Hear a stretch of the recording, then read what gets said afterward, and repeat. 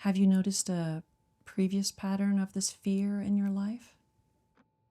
I mean, just um,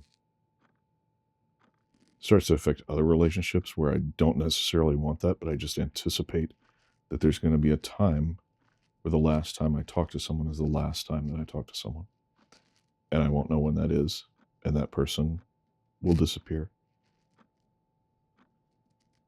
And so I have a tendency, I know it, I have a tendency to treat every relationship as if it's impermanent. That sounds like a tremendous amount of anxiety, waiting for people to vanish. I've been told by exes that I talk too much. Um, I think it's because I fear that the last time I talk to someone, that the time I'm talking to somebody, that might be the last time. So I'll unload with too much information or be scattershot or scatterbrained because I'm trying to convey as much information as I possibly can before I never see them again.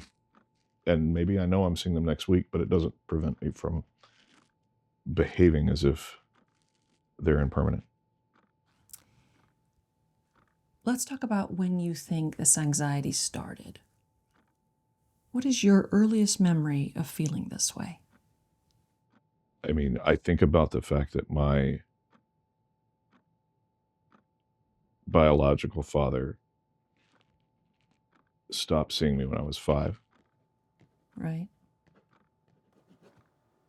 for no good reason. He was a dad.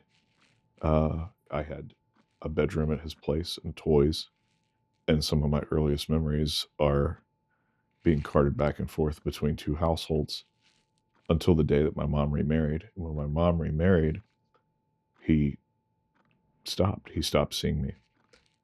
He thought that it was the right thing to do with my mom starting a new family, that he should step away and allow me to experience, that I was young enough. I guess he thought that I should experience a new dad and I wouldn't remember him, which was, it's honestly, that's so dumb. Because I couldn't figure out why he vanished. I couldn't figure out why there was a presence in my life that wasn't there anymore. And the person that my mom remarried was cruel. And my real dad didn't know that. But my new dad, he, I don't know if it's a macho thing. Like, I don't know if like it's this thing of like, oh, this is somebody else's kid. And so it reflects this earlier lover. But how stupid is that? Like, how stupid macho is that? But he treated me like a fucking experiment. And I can think about the time that he said he wanted to go do something with me. And he never wanted to do anything just one-on-one, me and him. So he told me to get in his truck. And we drove out to Wheeler Springs, Texas. Deep East Texas. In the middle of nowhere. And then what happened? And it was just going to be a father-son bonding thing.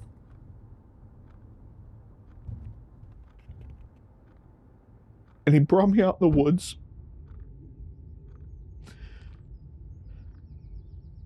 The thicket.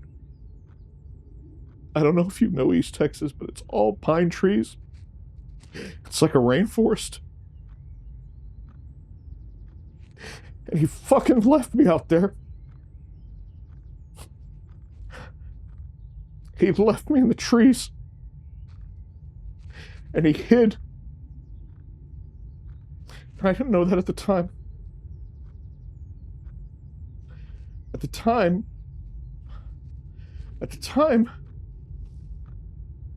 I thought we just got separated. And I looked everywhere for him that I could, but I didn't want to go too far into the woods because I was so fucking scared.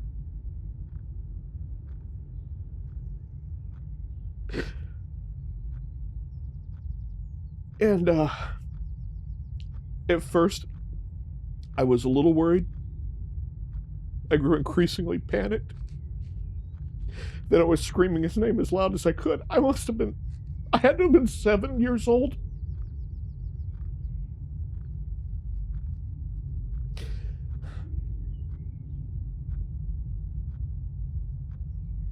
And then after the panic, you just kind of go, I don't know what's going to happen to me.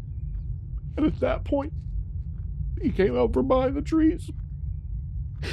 It was like, hey, what's the matter? Why are you crying? Why are you so upset?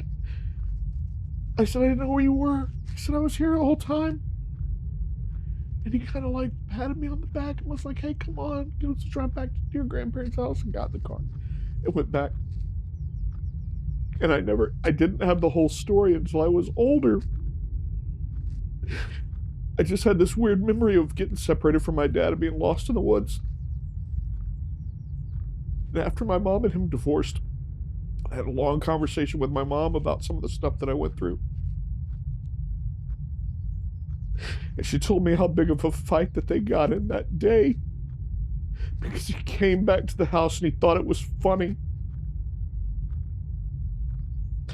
He thought it was funny to leave a child in the woods and wait until I broke down before he showed himself.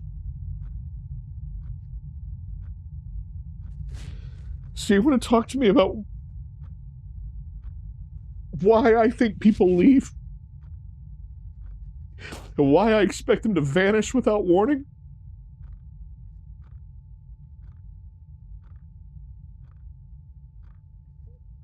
Because it was established. It's a thing that people do.